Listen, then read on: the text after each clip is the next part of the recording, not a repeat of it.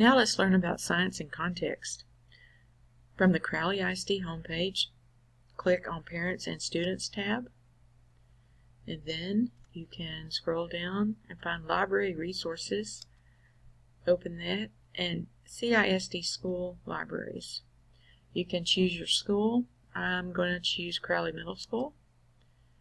And from this page, and this our symbol is here, and it's like this on all of the library homepages, so it doesn't matter which school you go into, but find digital content and research. And I may be putting on an actual icon link for Science in Context, but for right now we're going to look in this TextQuest link. We open it, and you can see all of these links to databases that we have talked about before, you might recognize. But for right now, we're going to go to Science in Context right here. This is an engaging online experience for contextual information. There's so much in this, so let's just get into it. Okay, the first thing that you notice is that it's very user-friendly, colorful. You have instant links to many things that you're already interested in. At the top, you have a search bar where you can search for anything you'd like to. And above that, it's very interesting to note that you can share to Google Classroom, you can share to your Google Drive if you have that, or you can share with your Microsoft OneDrive seamlessly. Any other resources you find in here, videos, articles, whatever it is, it can be sent to your cloud, whichever one you choose here. So that's a really exciting thing. I'm going to go ahead and sign in with my Microsoft, and I'm going to click on that, and it has my name here, and so that tells me that my cloud is attached to the resources so that I can easily share. So I am going to take a look here. I see the rainfall that hit Louisiana, which was horrible, that so much flooding, so I'm viewing more, and I'm going to look over here on the right. Usually if there's an article on the left, which is usually in a format kind of like Wikipedia, but this information has been looked at by a lot of educators and is educationally sound and is true information. So it is something that you can use as a primary source for your reports. Anyway, on the right side you can see all of the content that is related to that Louisiana flooding or to flooding. The featured content, there's 4 articles, 47 reference articles, 53 images, and you can read on down through here, 26 videos, etc. So you have instant access to click on one of these. I'm just going to click on a video right now, and I see a lot of videos that I might be interested in. So I'm just going to click on maybe, okay, I see one that is from 2016, and that's more interesting to me because it's more recent. So I'm going to click on this one,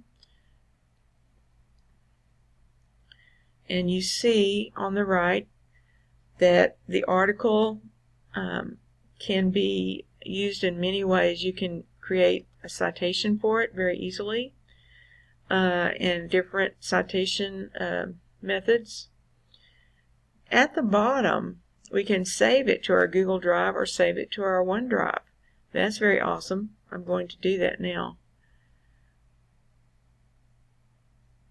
And you get a message that has been sent to your OneDrive, and there will be a folder that will appear in my Office 365 cloud that says Gale or Science in Context, and I will be able to find this article there. Anyway, so I'm going to do that, and I should have clicked OK. Alright, so I'm going to get out of that. Another way to send it to your cloud is to click download, and you see the same thing here where you have those options. You can email it to yourself or someone. You can print this article or any of the other articles that come up. You can make highlights and notes on it. You can save it to a folder. In just a minute I'll show you where that folder is. You can share it in many ways, and you can also use Google Translate here to translate the document into a numerous number of languages. So let me just translate it to Spanish, and it might take a second for it to work.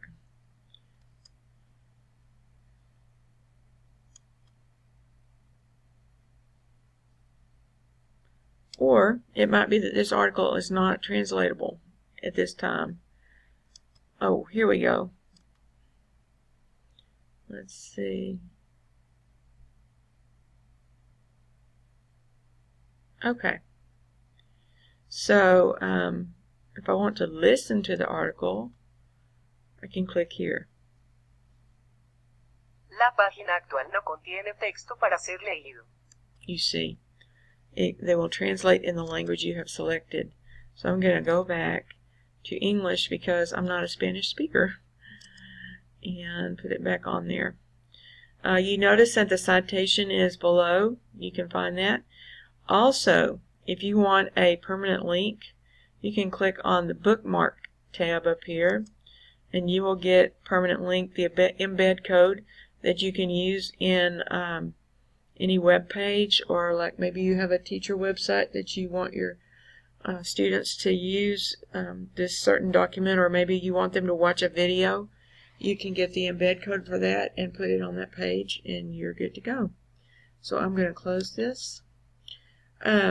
There's also related subjects that you might want to investigate if you were doing research on a certain topic. I'm going to go back now. Okay. And back here. And I wanted to show you one more thing on more. Okay. You noticed when I saved the article, it went into my folder right here. There's also a dictionary available that you can use to find meanings of words, and there's a help screen as well. And this is really awesome because there's a lot of information here, like a research toolkit to help students, the high school students, with their reports, tip sheets that are easy to print off, how to cite a source, how to organize a report, build an argument, etc. You can read through here. There are free lesson plans here that you can access, database scavenger hunts, and so many more. So I'll let you explore that, but it's really an awesome page to look at. Okay, now I am going to search for experiment because I happen to know that there are a lot of experiments in Gale Science and Context. That's one of the coolest features about them. Okay, and over here I see 72 experiments. Now usually if you type in a topic, if there's an experiment that goes with it, it will show up on the right side on this side. But let's just go ahead and look at the experiments. And you see them listed. An experiment on static electricity, or light properties, or photosynthesis. You can keep going and going. I'm going to just open this first one up. And I'm going to scroll down just a little bit so you can see. It's very easy to understand. There's actual pictures drawn on what it should look like. There's teaching material here. There's a vocabulary list, and I believe, okay, yeah, here's the experiment. It's going to tell you exactly what you need, the materials, and as you read through here, It will tell you the level of difficulty, so that's good. And here's your materials list. And it's very user-friendly, and hopefully that will help you here we go. That'll help you in your science support of your curriculum. So I hope you enjoy the experiments, because I think it's a pretty awesome resource. And I'm going to go back up here to the top to curriculum standards. Okay, under the curriculum standards tab, if you drill down, starting with the United States, and go to state standards, and go down to our Texas standards, we'll get there really quickly, and choose, for instance, science TEKS in middle school. And I'm just going to choose grade 7.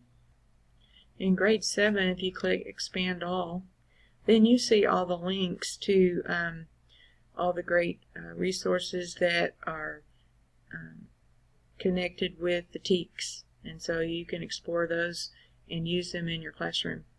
I'm going to go back now to maps very quickly, and as you can see, different maps that you can pull up that are related to different issues.